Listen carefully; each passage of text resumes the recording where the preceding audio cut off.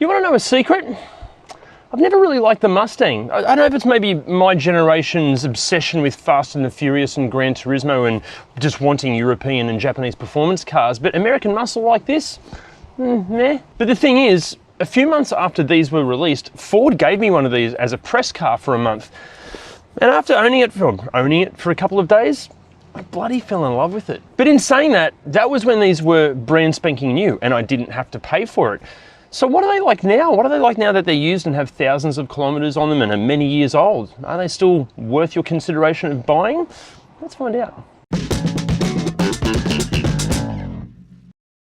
So the Ford Mustang has been around since 1964, spanning 6 generations. But in this video, we're going to be focusing on the 2015 to 2023 S550. This one. But even that needs some explaining. So to know what you're getting yourself into, here's a quick guide. Firstly, you can have your Mustang as a rear-wheel drive two-door coupe or convertible. Here in Australia, packing either a 5-litre V8 with the majority of these being naturally aspirated. However, a couple of variants have been assisted by superchargers, or a 2.3-litre 4-cylinder engine with a turbo bolted to it. Now look, I know many of you are going to turn your noses up at even the concept of a 4-cylinder Mustang, but it's important to know that the engine in that 4-cylinder Mustang is pretty much the same power unit as in Ford's hottest hot hatch. So to make it a bit more appealing, just think of it as a rear-wheel drive Ford Focus RS, just that Ford ditched the hatchback body shell and wrapped it in a retro-inspired two-door coupe level of coolness. The vast majority of Mustangs on the used market will be badged either the V8 powered GT or simply the Mustang packing that 4-cylinder engine. But there have been a smattering of special editions here locally. Firstly, the Steve McQueen inspired and tastefully enhanced Bullet, followed by the 4-cylinder High Performance, the fire-breathing supercharged R-Spec, and finally the honed and improved Mark I. Now that doesn't include the plethora of special editions that are available internationally, some of which are available here in Australia via either private or grey imports, but it's important to know that you are going to be paying a hell of a premium to get your hands on one of those things. We're talking about Mustangs like the Shelby GT 350 and 500, which here in Australia will be asking well over $200,000. Plus there was a mid-cycle update available from 2018 that featured more power thanks to a host of mechanical improvements, extra options when it comes to the chassis, improved safety, tech and features, and some new interior and exterior trim. But the easiest way to tell between a pre and post facelift Mustang are the headlights. Pre-facelift, they kind of swoop up like this, looking all kind of tough and angry. Post-facelift, they kind of swoop down, looking a bit sad. Now, obviously, there's a whole bunch more detail that we could go into regarding the Mustang, but if we did that in this video, it would go forever. It would get so bloody boring. So instead, we have gathered all of that information and we've put it in our incredibly handy and totally free ReDriven cheat sheets at ReDriven.com. Basically, think of it as like the ultimate used Mustang buyer's guide. So the problem that cars like this are soon going to be having is that EVs are coming, and in terms of straight line performance, many EVs are going to leave things like this for dead. So instead of obsessing over things like acceleration and performance times, which let's be honest, EVs are going to dominate this pretty easily, we should be focusing on how these make you feel when they're delivering their performance. And in terms of the Mustang, even after this many years and thousands of kilometers, this thing still does that brilliantly. So first up, the sound. Oh, the sound just envelops you. It doesn't so much in the 4-cylinder options, but there are more V8s on the used market, so we're just going to focus on the V8s. Like, honestly, it sounds so good. And if you want it to sound angrier, that's easy because there's plenty of aftermarket exhaust out there. Secondly, it's just so enjoyable to drive in any environment all of the time. Okay, it rides a little bit on the firm side, but it's not like some razor sharp scalpel of a performance car, but like it was never meant to be that. It was designed to be a muscle car, like a modern muscle car, and it still fits that brief perfectly. Plus, if you want it to be some razor sharp scalpel of a performance car, again, that's easy because there's plenty of chassis, brake and suspension modifications that you can make. And then you have the power.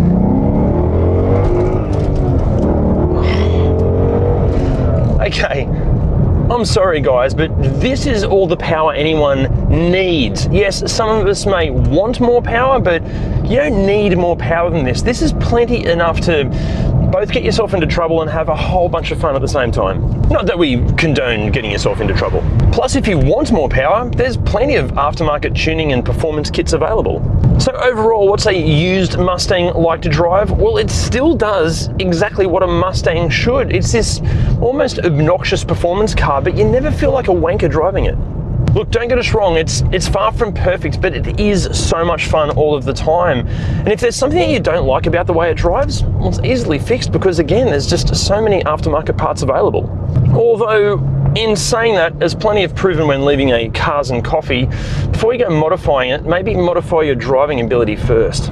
Guys, remember, by far the most efficient and effective way to modify your car's performance is by sorting your driving skills out with some professional and advanced driver training. Basically, unless your name starts with M and ends with Ax Verstappen, your driving can do with some improvement. Okay, so how's the interior? Look, yes, okay, there are some hard, scratchy plastics here, and some of the switchgear does feel a little bit on the cheap side, but guys, like, the Mustang from the very beginning was designed to be an affordable sports car. It was never meant to match like Mercedes or Audi in terms of interior luxury and quality. And when the overall design is this good, I'm personally happy to look past some of the cost-cutting measures. Now, in terms of that design, look, obviously, how successful a design is highly subjective. But for me, I think Ford have nailed this interior. One of the reasons that I think it's aging aesthetically so well is because, they nailed this kind of modern take on a retro vibe. I love this interior. As far as comfort goes, look, these are the standard seats. I personally find them ultra comfortable. There are optional Recaros in later models. Those Recaros are fantastic, but they still do the job. I should also mention, in terms of, actual build quality and the quality of materials in here, the facelifted versions of these did kind of lift the levels of class up just a little bit, but we'll cover that more in a second. Now, as far as wear and tear goes in this particular car, this is this owner's everyday driver, and wear and tear is excellent. It could do with a bit of a detail that'll freshen things right up, but as far as, steering wheel still has a good amount of texture to it. The seats, the leather still feels really supple and nice. Even as far as creaks and rattles go, there are reports that these things can get really rattly and creaky, but in this car, no, everything feels and sounds solid. Even the gear knob in this manual is wearing pretty well. Now, in terms of practicality, you have a little storage cubby bin here with USB port. You've got two cup holders here. Now, this is interesting. It's almost like Ford share my opinion that the best coffees are small, pretentious size ones, because a small coffee fits perfectly in here, even like even a medium size, like flat white. The minute you go to like a large or an extra large, they sit up here. So when you try to change gears with the manual, you end up knocking them over or knocking the lids off. So it's just a good sign that, you shouldn't drink big coffees. Small coffees are the way to go. There's a spot pretty perfectly sized for your phone just here. There's a okay sized glove box. Door bins aren't too bad, but if you've got a big water bottle, it's a nightmare to get in and out of that door bin in the side.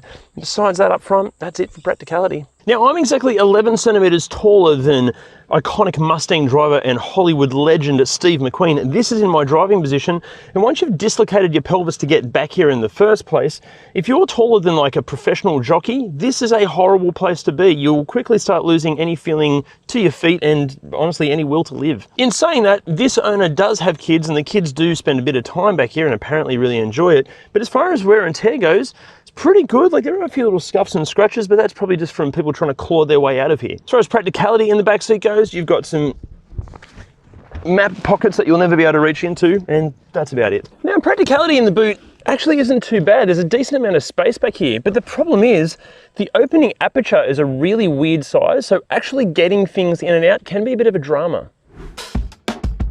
As far as the tech and features go, even before that mid-cycle update, it's pretty bloody good. Early Mustangs get Apple CarPlay, Android Auto, Bluetooth connectivity, a reversing camera, and sat-nav thanks to Ford's Sync 2 system, and that's all operated via this 8-inch touchscreen. And in saying that, Sync 2 is starting to feel its age these days a little bit. The graphics aren't all that impressive. It can be a bit slow to respond, and there are reports of it being pretty glitchy. The leather seats are heated and ventilated, as well as selectable drive modes, and there are more driver-focused menus and sub-menus than you can poke a horse at. The 2018 update, however, was so much more than just a visual refresh. Interior-wise, the soft touch points were upgraded, there's added stitching, satin chrome detailing, Sync 2 is replaced with Sync 3, and most notably a 12.4-inch digital driver screen that can be configured into 3 basic modes, not to mention a whole host of various personalization options. Then you have options like the MagnaRide continuously adaptive dampers and those Recaro seats. Honestly, the list just goes on, but if you do need all of those specific details, just jump on ReDriven.com and check out the cheat sheet. Let's open the wonderful can of worms and controversy that is the levels of safety for the Mustang. Our local safety authority ANCAP awarded the Mustang a 2-star rating back in 2016, stating that the airbags failed to deploy correctly and the full-width frontal test showed a risk of serious head, chest and leg injury for the rear passengers. But looking into it further, the Mustang did score higher stars in other categories, and it really fell down around child occupant protection, and it got 2 stars because of a lack of driver assist features. And it was this final factor that was responsible for the car's overall 2-star rating. But ANCAP later re-rated the Mustang to 3 stars after Ford added the extra driver assist technology. And the areas that let it down post-update were because Ford didn't improve the rear seat passenger or whiplash protection. Basically, if you're sitting in the back and there's an accident, you're kind of stuffed, and if you're sitting up front, you might be okay. But you know what? None of that stopped you guys buying these things, because this is still Australia's highest selling performance car. But look, to take you through exactly what safety features the Mustang has, here's comedy legend Bill Burr. Okay, in the Mustang, you're gonna get multiple airbags, ABS, ESC, all right? You got traction control, seat belts with pre-tensioners and load limiters, all right? But post that 2018 update, you'll also receive AEB with pre-collision assist and pedestrian detection, all right? It's pretty good, right? You know, you got people, you got to avoid them, you know? Adaptive cruise control, lane departure warnings, and you got a lane keep assist. I mean, you can't go wrong with that, right? Again, guys, for the full breakdown of all the specifics about the technology, the equipment, the safety features, jump on ReDriven.com and check out that cheat sheet. Now, welcome to the part of the video that breaks many people's hearts, including potentially the owner of this car sitting over there. What goes wrong with these? Now, firstly, the most common complaint from many owners is just, unfortunately, shitty build quality. We're talking plenty of, dodgy panel gaps and panels just not lining up correctly, paint colors not matching between panels, and even the doors dropping out of alignment. Also, with the doors being so long, just check the paint over here, make sure it hasn't been banging or scratching up against anything solid. Also, there have been reports that the rear window can leak water because some of the holes haven't been sealed properly.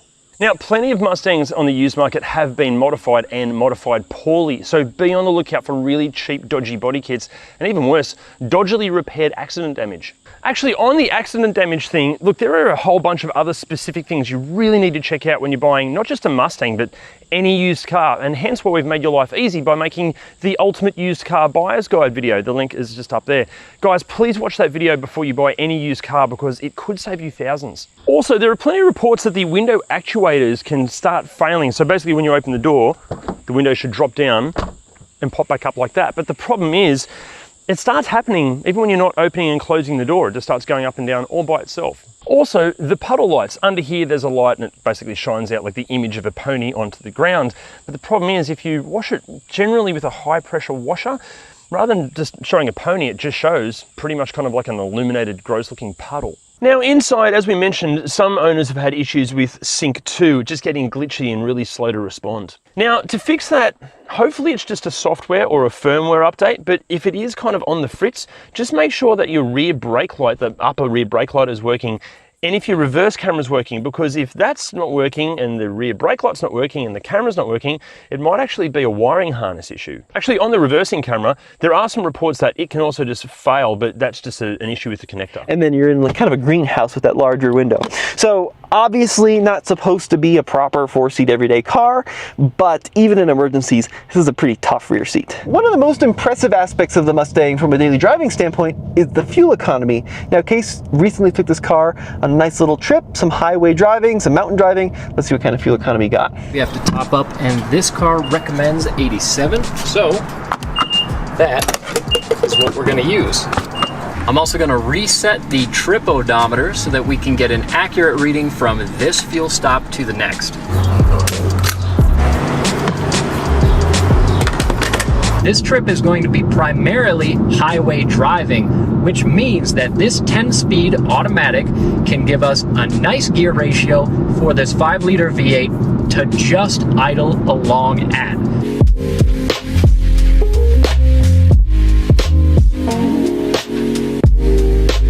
I'm closing in on Crested Butte, which means I'm about at my destination, which is of course only half the trip because tomorrow after we ride, I have to come back to Boulder, which is ideally when I want to fill up. My computer's still showing 267 miles to empty in 3/4 of a tank, which is really impressive. It's now the next day. I still haven't showered, so I'm super greasy, but we are back in Boulder, pulling up to the same pump that we filled up at. We've gone 454 miles on a tank of fuel. And the final number, so 454.1 is what the car told me, divided by 14.831, we'll be real exact. 30.6. 0.8 basically off of what the car is telling me with its own trip computer, but still more than 30 miles per gallon in a car that's got 486 horsepower, almost 500 horsepower. So, driving the cheapest V8 Ford Mustang. Look, I, as a kid, was obsessed with Mustangs. I thought they were the coolest thing, and even as an adult, well, barely an adult, based on how high-pitched my voice is, I still really like Mustangs. Now, the perception that a lot of folks get is that this is a full-fledged sports car, muscle car, designed to tear up the track. And yes, there are versions of the Mustang that can do that, especially that upcoming GTD looks just absolutely insane. But the standard Mustang is a cruiser. Even a Mustang GT without the performance package is absolutely a cruiser. This car is so soft and squishy. This is a car that's not a lot of fun in a canyon. And you might think that's a demerit against the Mustang, but in my mind, it's a huge pro because realistically, I'm not actually driving in the canyons that much. What I'm doing is driving to Costco or driving around town or going to the airport. And this ride quality on this non-performance pack Mustang with these relatively dumpy looking alloy wheels is fantastic because it's a small wheel with a fairly wide all-season sidewall coupled to the soft non-performance suspension. This car just floats. This is a car not designed for the Nürburgring, which is exactly what I want. I just want it to be comfortable and refined and not beat me up, and that's what this car does. The downside, of course, is you try to take a turn too fast and the whole thing kind of leans and wobbles, and it's just not a very performance-oriented car. But it's such a good car on a regular basis. Fantastic. So much so that I would say forget the performance pack and the huge Brembos and the big wheels and the high performance tires. Unless you are regularly tracking your car, which you're not, I guarantee it, get the standard Mustang. It's a much more comfortable, refined car. Plus, you still have that monster 5-liter Coyote V8 under the hood. So when you go and give it some skinny pedal, it's got the same acceleration as a performance pack Mustang. It's got the same acceleration as a dark horse, especially with the automatic versus the manual, which we'll show now. So today we've got two 2024 Mustangs at the airstrip. Both of them are GT trims, but there's a $12,000 price difference between these two in case. What are we doing? We're going to do a 1/4 mile drag race. We're going to do a 30 mile per hour roll race and a braking test. 3, 2, 1, go. Good launch in the automatic. Off the line, it's pretty neck and neck. Oh, he's just pulling away from me. Gosh, this transmission has already shifted 3-4 times by 80 miles an hour. Come on! What's going on, dude? All right, so I'm going in manual mode. We'll get up to second gear, 30 miles an hour, and I'll go 3, 2, 1, go. And we'll see if we're going crazy or if that performance pack is really that much slower. Second gear. All right, got 30 there in 3, 2, 1, go. Yeah, this car just pulled away. Yeah, he's pulling away and I haven't even shifted yet. Like, I mean, substantially pulled away. There's nothing I can do about it. That's so frustrating. I mean, it's a pretty big difference. Stop at the cones. Let's see if those performance pack brakes really help. Oh, well, there you go. There's a difference with the performance pack. The Mustang, in my mind, has exceeded all expectations, especially if you can get one. Also, expanding on the issue with the window that we just mentioned before, water can get into the doors and kind of fry some of the electronics. But the problem is, sometimes the windows don't go up and down. There are some reports that they go up and down by themselves, and also the door lock actuators can fail, sometimes locking you in or not locking the car at all. On 2015 to 2017 Mustangs, make sure that the speedometer and the sat-nav works, because there are plenty of reports that they fail. Then there are plenty of complaints about issues with the air conditioning, either the evaporators or the condensers.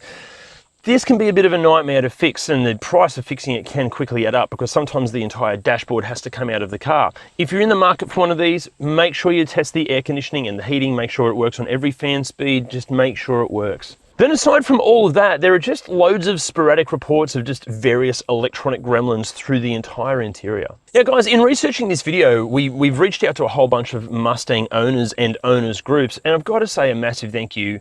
You guys, everyone that helped us with the research for this video, you guys have been amazing. If you're looking at buying one of these, make sure you join an owners group, because the amount of information these guys have is incredible. Also, we've noticed that of everybody that watches our videos, it's only about 20% of you guys that subscribe to ReDriven, and we would love to increase that number. So if you haven't already, can you consider subscribing to us? Because honestly, it helps us out so much. Okay, now, what goes wrong mechanically with the Mustang? I'd love to tell you, but I definitely cannot, because I'm not a qualified mechanic, but Jim is. I'll cover the 2.3 EcoBoost first. It's a 4-cylinder turbo with direct injection. Now, as Adam said, it's practically the same as the RS Focus. Now, the Focus did have some head gasket issues early on, and typically most of them were covered by warranty. Now, in standard engines without performance modifications, the head gaskets are very rarely a problem. But when modified with more boost and more load, the head gaskets, they do become a problem. High mileage examples do suffer from clogged up inlets because direct injection. That can usually be fixed with walnut blast or something like that. Other than that, they actually are pretty reliable. Now the V8, the good old Coyote. It's a 5-litre V8, normally aspirated with port injection. The later versions, the FN, went to direct injection and port injection as well, and there's also the supercharged variants as well. All of them are considered to be fairly reliable, although some of them have complications with pistons and bores, and those complications are more common in the supercharged versions. And regarding the piston and bore complications, there's differences of opinion here whether it's a problem to do with the superchargers or the tune. And there's a lot of internet talk about the tick or the barbecue tick. Now, there's a whole bunch of speculation as to what actually causes that. With the FN versions, the direct injection, it definitely does make a rattle, and that's perfectly normal. There's some theories out there to say that it's piston slap, which relates to the bore and the piston issues, and others say it's just the oil splashing around inside the sump. But basically, all of those theories, well, it doesn't really matter because it very rarely manifests into a problem. Now, the M82 manual, it does have a few problems. There's some issues with the selector linkages externally, and some internal issues too with selector forks sometimes breaking. And there's reports of premature clutch failure, but I would suggest that could actually be more related to operator technique. Now, the automatic transmissions, the early 6R80s and then the 10R80s, the 10 speeds, they are in a bunch of different forwards, rear-wheel drive and all-wheel drive applications, and you don't actually have to look too far to find a whole bunch of problems with them. But statistically, a very low percentage of them actually have catastrophic failures. There are plenty of reports of valve body complications and solenoid issues and clutch pack complications too, and especially in ones that are tracked. But for best results, servicing here is the key. Ignore the 200,000 K or whatever it is service intervals. Service them every 50 or 60,000 Ks, and you're much less likely to have any faults with it. That won't guarantee you won't have problems, but it will certainly help. So here in Australia, around about $40,000 will get you into an early, high kilometre, pretty average condition Mustang. That's best days are probably very far in its rear view mirrors. At the other end of the spectrum, some owners are asking upwards of $100,000 for mint condition and special edition models. Something like this, a 2017 GT with just over 40,000 Ks on it and in excellent condition, you're going to be looking around about 55 grand. But what do they cost to own and operate? For the 4-cylinder Mustangs, Ford claims a fuel consumption figure of about 9.6 litres per 100 Ks, and for the V8s, it ranges from about 12.6 to 14, depending on the year and the model. Are you ever going to match those claimed fuel consumption figures? Probably not. Do you even care about those fuel consumption figures if you're buying a V8 Mustang? Probably not. But in terms of this actual car, the owner's seeing sort of 8.5 to 9 litres per 100 Ks on the freeway, around town kind of 12 to 13 litres per 100 Ks. And if he flexes that right foot, let's not talk about that. But after all of that, like, should you buy one? So I'm going to take a wild guess here. Chances are if you're seriously considering buying a Mustang, no matter what we say, you're just going to go ahead and buy one, aren't you? Yeah, thought so. Obviously, there's no valid reason you should ever buy a Mustang. The build quality is questionable, the levels of safety even more so. Okay, yes, it's pretty quick, but not in any nuanced or highly refined or dynamic kind of way. It's not all that practical. It's so thirsty when you flex that right foot, and the whole thing is a bit loud and obnoxious. But the moment you get into experiencing it, all of that is forgotten. Actually, it's more ignored than forgotten, but that's why we love the Mustang. The majority of cars today are sensible and safe. They'll get you from A to B without any hassle or any fuss. And honestly, so many of them are just so bloody dull. This isn't. The Mustang just makes you feel good. It's fun, it has character and charm. And of course, it's so far from perfect, but thank God, because perfect is boring. So, should you buy one? Well, of course not. But you should buy one. Just get the most recent example that you can, and please get it thoroughly inspected before you hand over your cash. So guys, we want to know, do you buy one of these, or do you buy like a Kia Stinger GT or a BMW or a Mercedes-Benz, something like that? Let us know in the comments. See you next week. Nissan offered a warranty of Nissan offered a warranty of 3 years, or builds condensation inside the car, so your car ends up selling. Blah, blah, blah, blah, blah. Here we go. Nissan, me, come on. A 3-year, 100,000 kilometre warranty on. Oh, you f***er. Here we go. Oh shit, that's not storage, that's fuses. Okay. A 3-year, 100,000 kilometre warranty on.